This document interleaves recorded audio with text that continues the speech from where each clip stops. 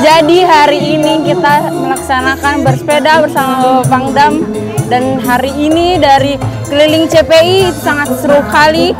Walaupun hujan kita tetap semangat, setia hingga akhir.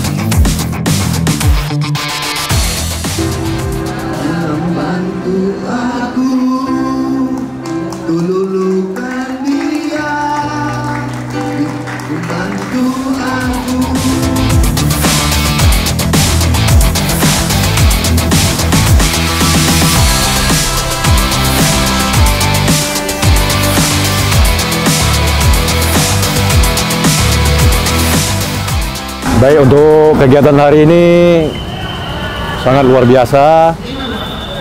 Kita melihat kebersamaan di sini cukup baik dengan para PJU Kodam, dengan anggota. Ini perlu kita tingkatkan. Jadi untuk menjaga kebugaran.